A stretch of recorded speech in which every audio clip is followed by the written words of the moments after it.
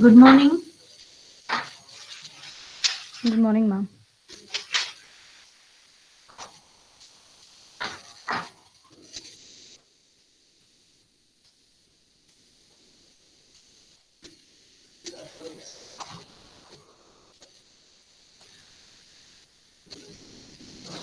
Are you able to see the screen? Yes, ma'am. Okay. So we have completed all the first four modules. The next module is the fifth module where we are going to discuss about the patterns and the design pattern. Okay. So in this module we have come across various patterns, right? In our lab session, can you list out anyone?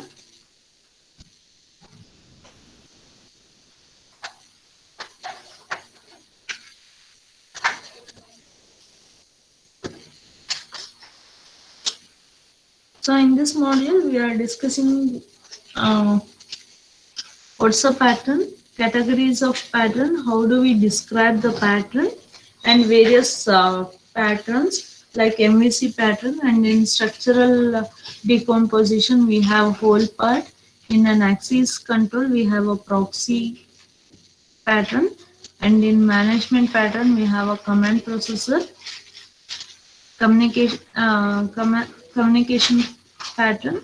We have forwarder, receiver, client, dispatcher, and publisher, subscriber. These are the patterns that we are going to come across in this module. Okay, so let us begin with the module. So in this patterns, so first we are going to discuss how do we define a pattern.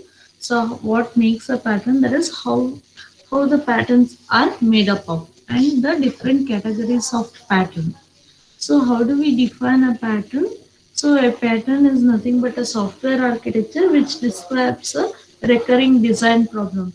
That means what if we are having a similar type of problem, so for a similar type of problem, a general pattern a general format we are trying to adopt in a software architecture.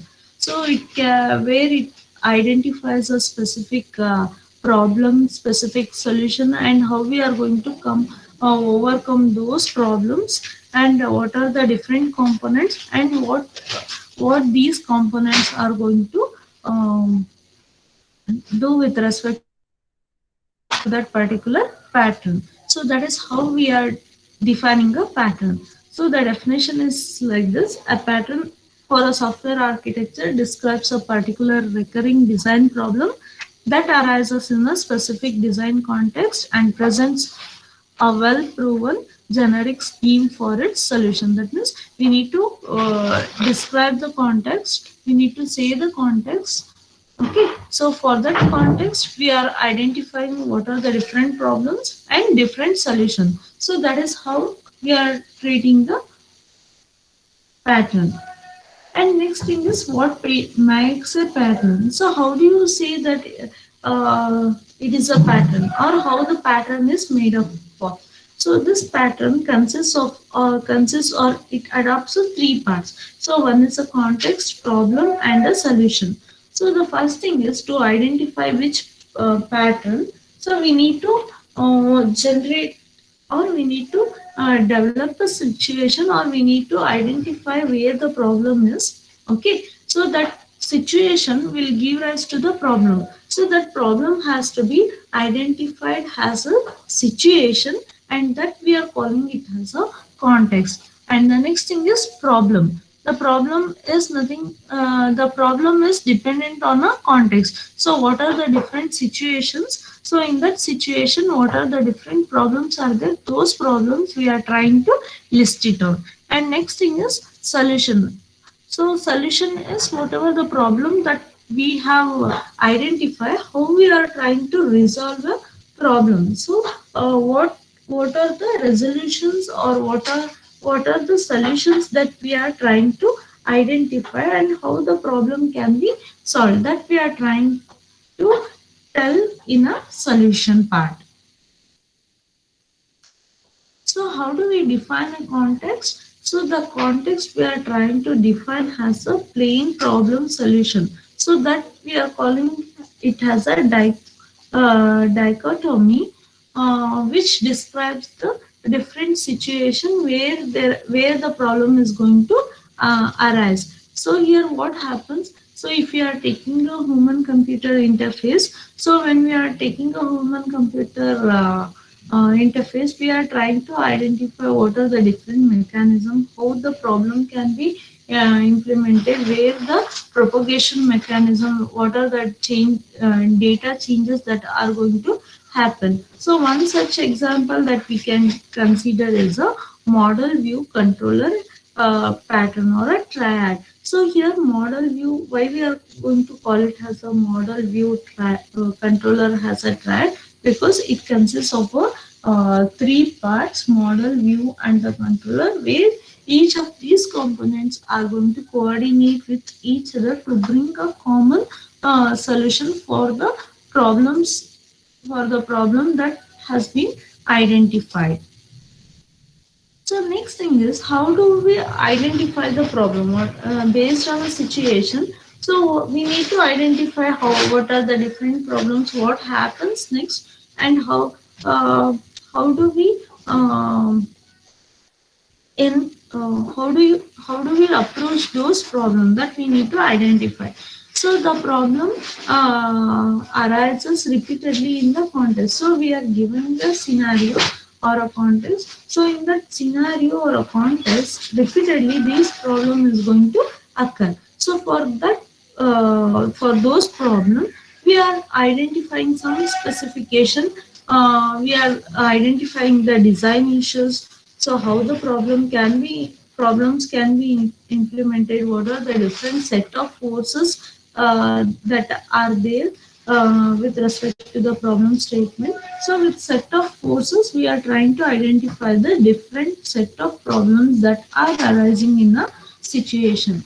And next comes a solution. So how do we bring a solution for the set problem? So the solution is also a part of a pattern, that how we are trying to resolve the given problem. So we need to balance the force which are associated. That means when we have listed the problem, so according to the problem, we are trying to identify the set of forces. So what are the different set of problems that are there, and how to balance those forces. So for identifying or resolving those sources, we are using the software architecture uh, to bring the solution. So this is a diagram which shows that how the pattern is being described. So we are trying to identify the pattern. So for that pattern, we are identifying the context. So where this context has a design situation which give rise to a design problem. So in our lab set programs, we have identified the intention. So that intention is nothing but the context that we are describing here. And next thing is problem. So how do we identify the problem with a set of forces, and the solution we are identifying with respect to the different components that are associated. So in a lab set program, we have identified the structure or the participants, right? So those structure or the participants are the components that are identifying the behavior of the system. So the pattern categories are identified in three flavors. So the first one is the architectural pattern, second is a design pattern, and the third one is the idioms. So the first is an architectural pattern. So how do we define an architectural pattern? So this architectural pattern are expressed as a fundamental structural organization schema for a software systems. So it provides a set of predefined subsystems, and what are the responsibilities of the subsystems, and what are the guidelines that has to be followed to organize all the subsystems, and how do we define a relationship among those subsystems. So that is what we call it as a architectural pattern. So in an architectural pattern, we have some list of pattern like layer pattern, blackboard pattern. So these we call it as a architectural pattern. So where we are identifying it as a fundamental structure for any development of a system. Say for example, if we are identifying a computer network, so how the network is going, if you want to identify the working of a network, then we are going in depth with respect to the protocols, so the layers of the network. So how do we define the layers of the network? The layers of network is again dependent on a architectural pattern. So since the if you are taking a TCP/IP, so there it describes a five-layered architecture. So where we are identifying the different services of the layers. So how one layer is level layer is going to provide the service to the higher level layer. So that is how we are describing the architectural pattern. Next is a design pattern. So whatever the lab set programs that you're learning, so that comes under the category of a design pattern. So what is this design pattern? So it provides a schema for refining the subsystem or a software components and building the relationship between them. So here what we are identifying for a design pattern. So we are observing how the a recurring problem or a similar type of problem are arising with respect to the particular context. So if the contexts are similar, if the problems are similar, then we are trying to adopt a design pattern. So when we are adopting a design pattern, we are observing some of the components, and these components built has to be implemented to solve the general design problem.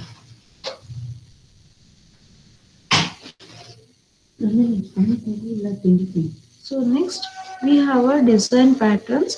So in a design, so next we have a design pattern. So in design pattern, we are identifying the structure for decomposing the entire pattern complex. So first we need to identify the name of the pattern, context, problem, and the solution. So these are the major complex services or the structures that we need to follow for any design pattern. So next is a idioms. So when it comes for a idiom, um, we need to these idioms are described for a low level pattern or with respect to the particular programming language. So here what happens, so when we are trying to implement a particular component or we are trying to build a relationship among the particular set of components, we are trying to use the features of the components, and with respect to the given programming language we are trying to implement it. So that is what we call it as an idiom. So next we have an example between a relationship between the patterns. So here we have considered one such pattern as a refinement of MAC pattern. So in a MAC pattern, what we have a core functionality from the human computer interaction. So where we are adapting a different user interfaces. Okay. So next we have a model. So whenever the state of the model is going to change, so what happens, that has to be updated with respect to the controllers and the views. That means what, say for example, today we have taken a we are recording the rainfall in a different cities. Okay, so some of the cities may know, say we are observing for last 15 days. So with respect to the 15 days, among the 10 cities, so what is the rainfall measure rainfall measurement we have taken in a model. Okay, we have a data set there. So now we need to identify which city has got the major rainfall for past 15 days. Say for example, if we have taken a particular city, only one or within that past 15 days, only 1 or 2 days if there is a rainfall, then we need to eliminate it. So either by adding or deleting the data from the data model, that has to be adopted. Those changes has to be adopted with respect to the views and the controller also. So for that, what we are and one we have a one more thing that we can relate with this is a observer pattern. What we call it as a publisher subscriber pattern. So in publisher subscriber pattern, we have seen there will be a observer where the observer will be identifying the changes. When there is a changes, it is going to notify that. So it can be similar to our MVC pattern. So in the MVC pattern, what happens? So if any data or in say if we are going to change the data in a model, so that effect has to be seen in a views and the controller. So where this view and the controller will play the roles of the observer. That means they will get notified by the model when there are any changes inside the system. And next example that we have with respect to the MAC pattern is a document view, which is one of the variant of the model view controller pattern. So here what happens? We are identifying the interactive text editor as a model view controller. So when you say a interactive text editor, so whatever the formatting that you are trying to adopt for that particular document, say you are making the text has a bold face, or you are changing the background of the text, you are highlighting the text, you are changing the font style, font size. So whatever the action that you are trying to make, so that will be taken care with respect that will be based with respect to the MVC pattern. So how do we compare this document viewer with respect to the MVC pattern? So here what we have a data has a whatever the text editor we have. So inside the text editor, whatever the data that you have that we are having, we call that as a model, and we whatever the way that we are trying to represent those data, we are calling it as a view functionality. And the controller that we are using is a mouse. So through the mouse, what we are doing, we are trying to select the text, which text that we want to make the changes. So those changes will be done by the controller action. Say if you are highlighting the text, and if you want to make it as a bold, or if you want to make it as a italicized, or if you want to uh, highlight it, so those actions will be taken care as a controller. So whatever the changes that are being done with respect to the controller, so that can be visualized by the view. So that is how we call it as a one variant of the MVC pattern, that we call it as a document view variant.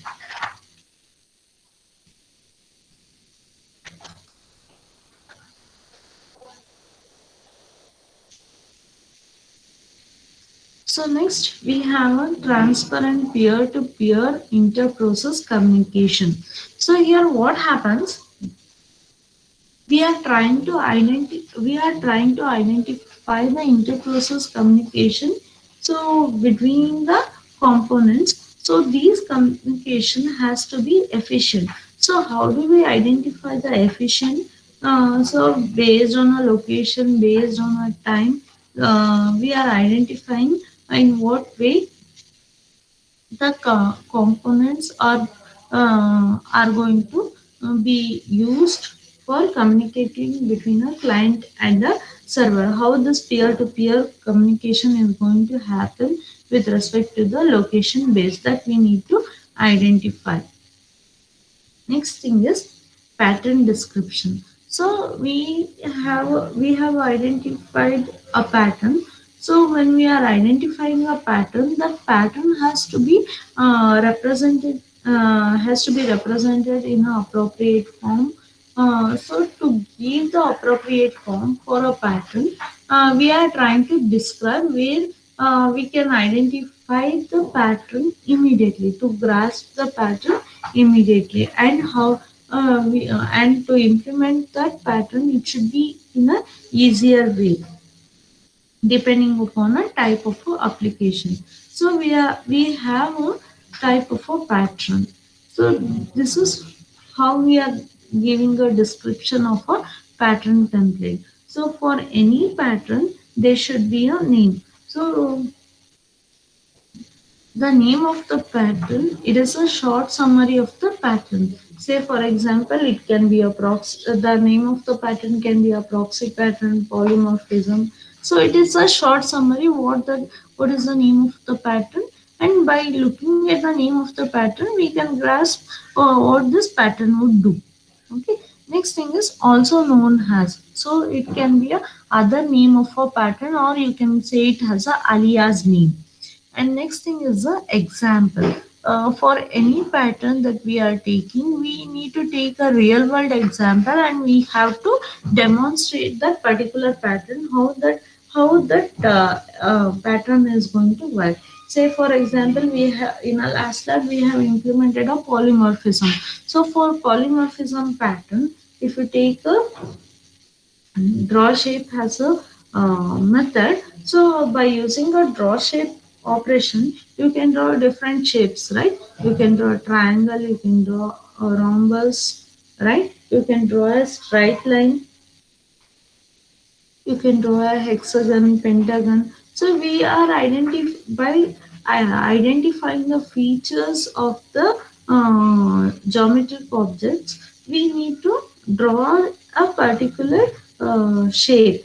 So that is what a real world example. That means we need to identify we need to identify in what way the pattern is being considered. So based on that example, we need to develop. Next is a context. So context we have discussed already. We need to generate, or we need to identify a particular situation. So dependent on a particular situation, we need to decide which pattern is applicable for that particular context. So based on a situation, we need to decide a pattern. And next thing is problem. So the problem is nothing but the pattern that has to address. So it can be associated with a certain set of forces. So depending upon a certain set of process, we need to discuss a problem for the particular situation. Next is solution. So for the above discussed problem, whatever the problem that we are discussing for a particular set of pattern, so we need to identify how the courses can be taken. So here we are identifying the fundamental solution, and through that solution we are addressing all the above problem. And next thing is structure. So the structure we are using for a pattern is by using a CRC card. Okay, so here we are identifying the collaborative card. So by using the CRC card, we are identifying what are the different components, and how the components are coupled with the other components, and how we are trying to identify that. Say for example, we have taken in a client dispatcher pattern, we have a client, we have a dispatcher, we have a server. So these are the three different structures or participants of the client dispatcher pattern. So what are the functionalities of the client? What are the functionalities of the server we have seen. So that that entire structure we are representing in a form of a CRC card. And next thing is dynamic. We need to identify what are the runtime behavior of the pattern. So this runtime behavior of the pattern we are describing through the steps, through the different scenarios, and we are trying to decide those scenarios in terms of a sequence diagram. Next is the implementation. So in the implementation, we are taking here, we are not taking any, we are just describing how to implement whatever the components or whatever the components that we have discussed in a structure. So the same structure will be the components which we have listed in a structure that has to be implemented. That implementation guidelines we are trying to discuss in a implementation, how that components are being implemented along with the code. Next is a example result. So if we can take a similar type of example for a particular pattern, when we are identifying the solution dynamics implementation in a implementation sections. And next is a variance. So similar type of the whatever the pattern that we are going to consider, for that particular pattern we have some classification or different variants with respect to that particular pattern. Say for example, if you have taken a proxy pattern, we have a proxy pattern, we have a access proxy pattern. So like that we have a different set. So whatever the different minor variations are there with respect to the similar pattern, that we need to list it out. Next thing is users. So where this particular pattern will be used, we are identifying with respect to a set of existing system. So through the existing system we are trying to discuss. And next thing is consequences. So when we have taken a particular pattern, we need to identify what are the liabilities, what are the advantages of the particular pattern. So these are the basic things that we need to concentrate when we are discussing about the pattern.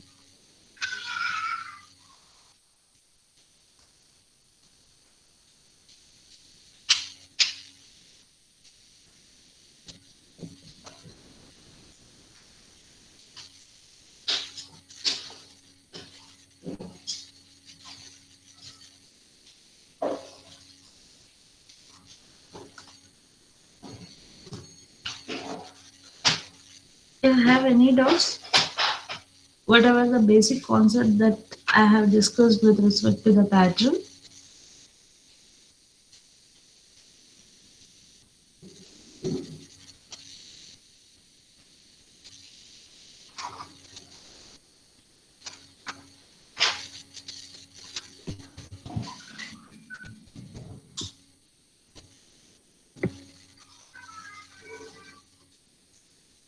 Okay, so this whatever that I have discussed right now, the basic concepts of pattern, description of pattern, how the patterns are made up of.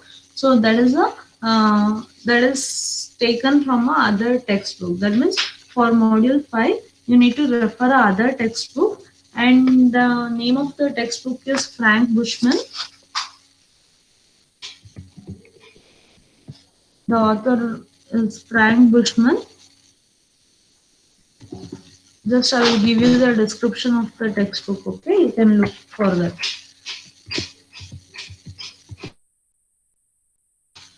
Frank Bushman.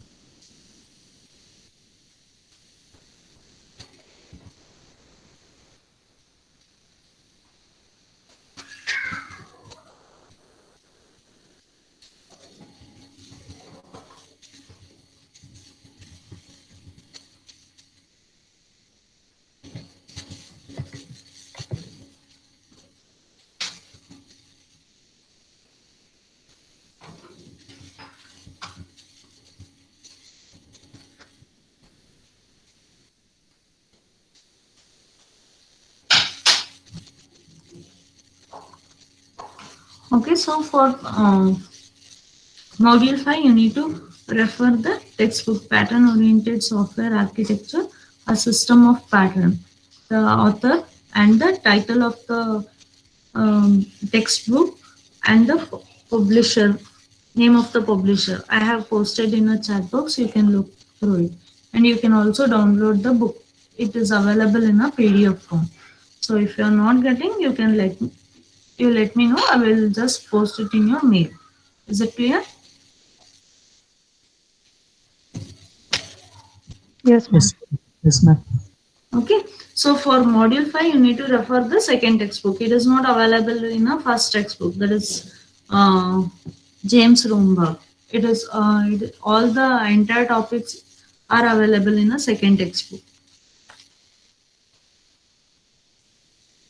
Just a second, I am going to change the PPT so that whatever till now I have discussed, it is a chapter 1 from the second book.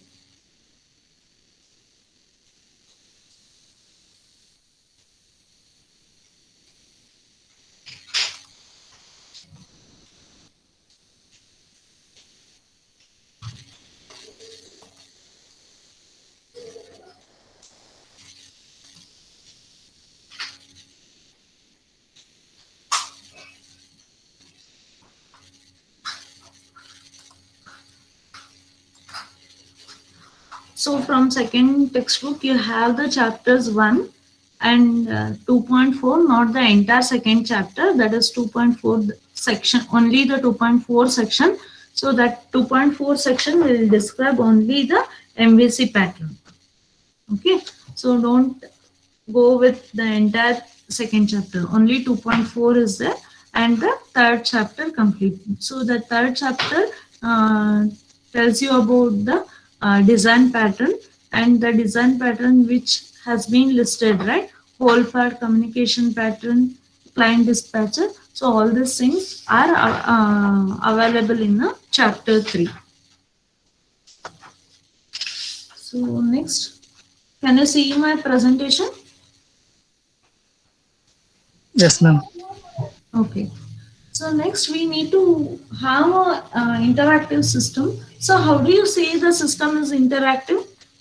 How can you observe? Speak or why you are not interacting?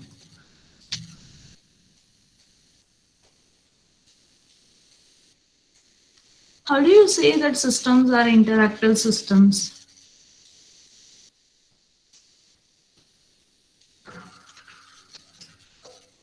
Murali Krishna? Yes, ma'am. Hedappa. How do you say that system is interactive? You should be interactive. Only one way teaching is not possible. You need to answer to my questions. Anyone. Unmute and speak. Even though it's wrong, it's Ma'am, when we click, it should perform that click action and everything. right. So whatever the user is requesting, that services has to be provided by the system, right? So then only you can call that system as a interactive system. So how can we build an interactive system? What are the things that you require for building an interactive system? How the user is going to communicate with the system?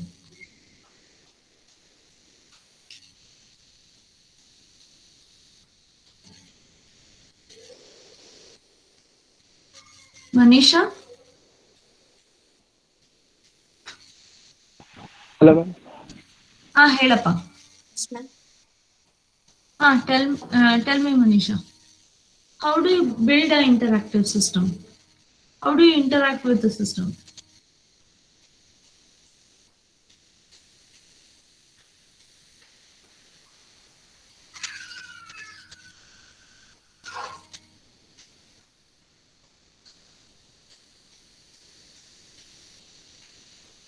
So you need to have an interface, right? So without interface, can you interact with the system?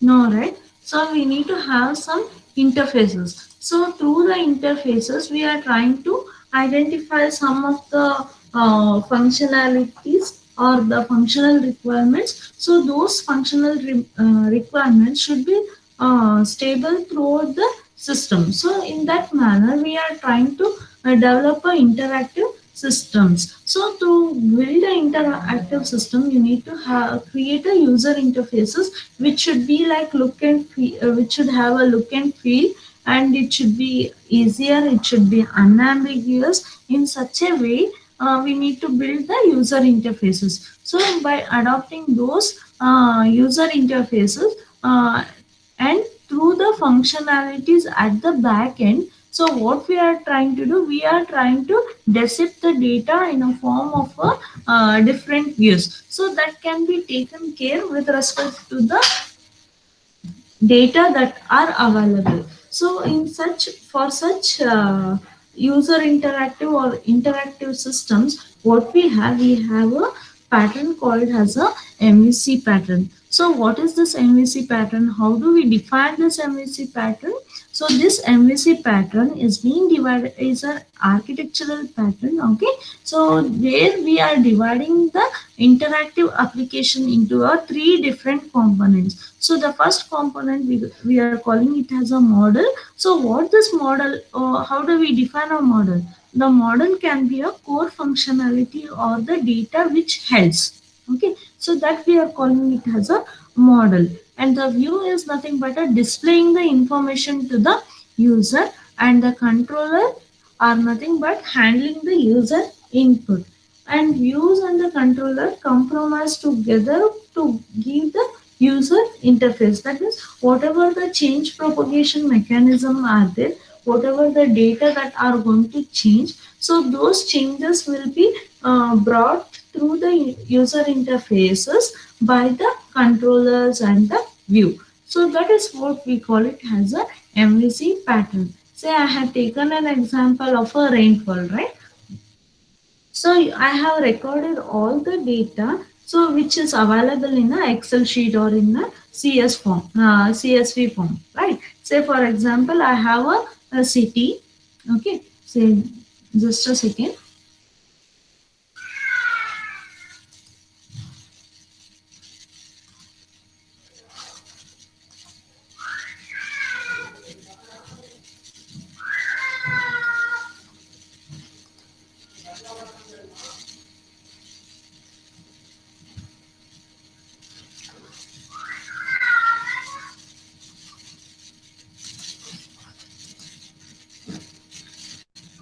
Okay, so we have a city and we have a rainfall in centimeter. Okay, so let us take this as a data.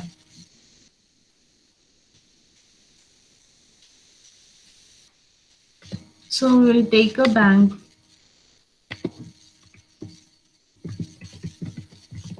Bangalore. Say we will take 2 centimeter.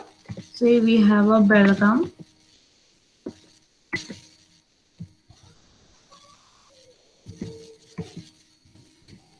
So where it has 1 centimeter. Okay, then we have Mysore, 3 centimeter.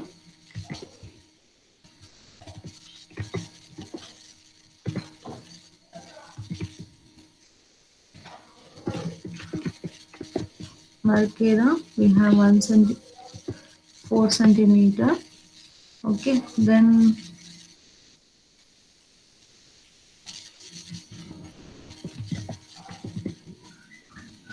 centimeter. Then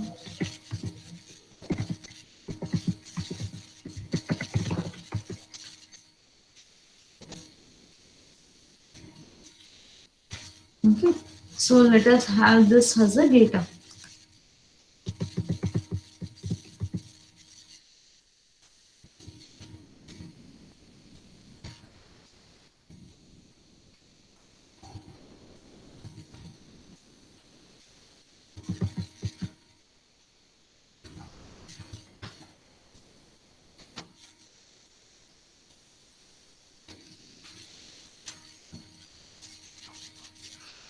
Okay. Now tell me, can I take this city and rainfall as a data? Can you see what I have written in a whiteboard?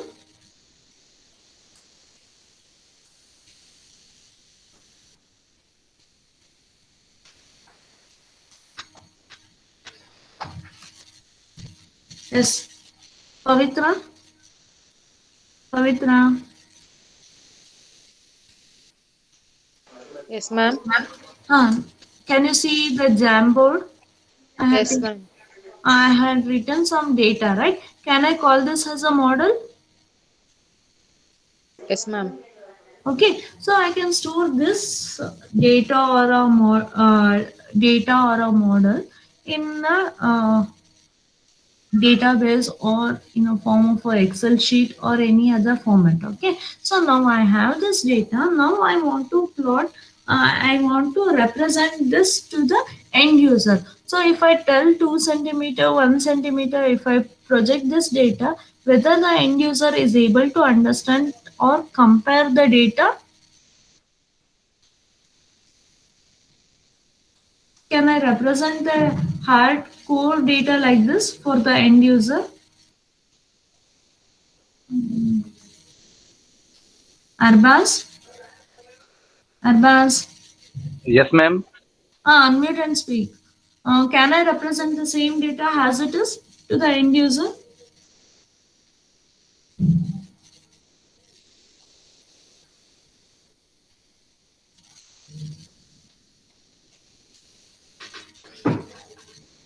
No, right? So what we need to do, we have to represent in an interactive manner. So this is a hardcore data. I cannot represent and I cannot tell the end user. So these are this many centimeter rainfall has happened for last two from last to 3 days in these cities. I cannot represent like this.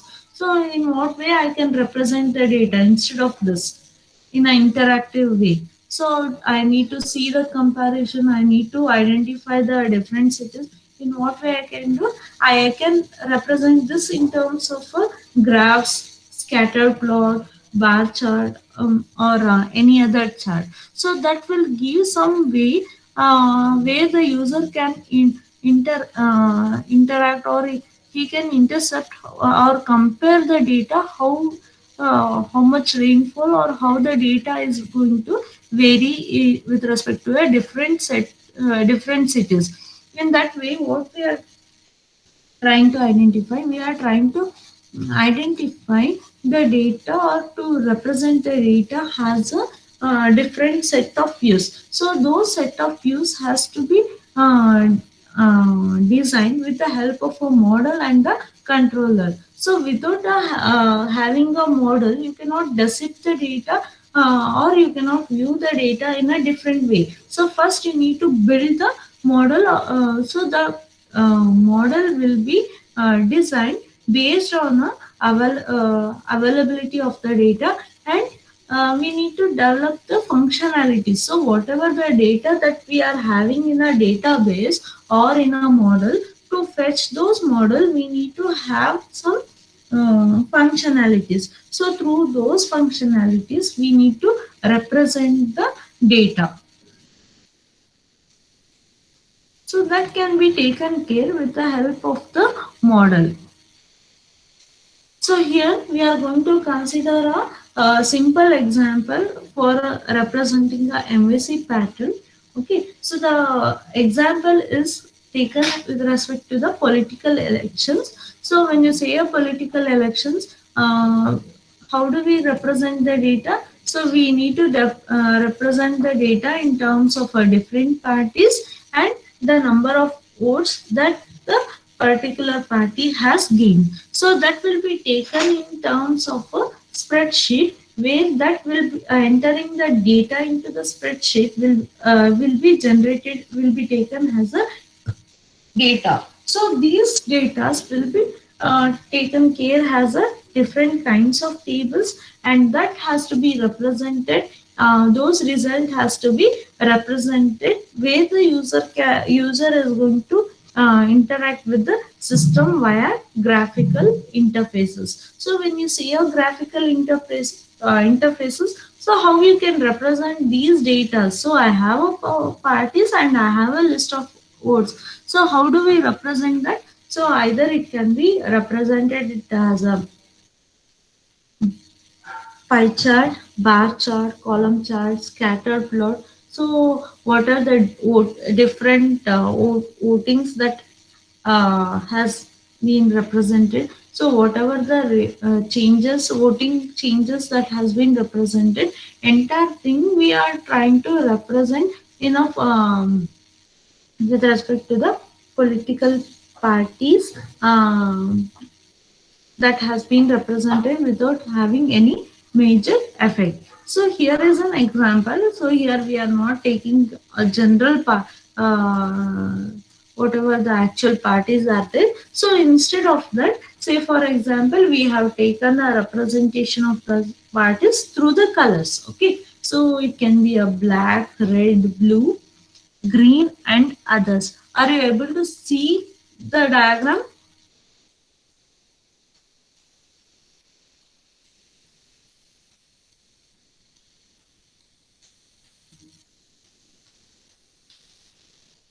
Can you see this diagram? Yes, ma'am. Okay, so now what you need to do is you need to represent these data are available in a spreadsheet. Now what we need to do, this data can be represented in a different ways. So in a parliament view, or in a pie chart, or in a bar chart. So all the data are available in a spreadsheet, so that you are calling it as a core data. So when you have represented in a different views, so it looks like this with respect to a different chart. So that is how we are trying to represent a MVC pattern. Is that clear? Any doubts up to here, whatever so far that I have discussed?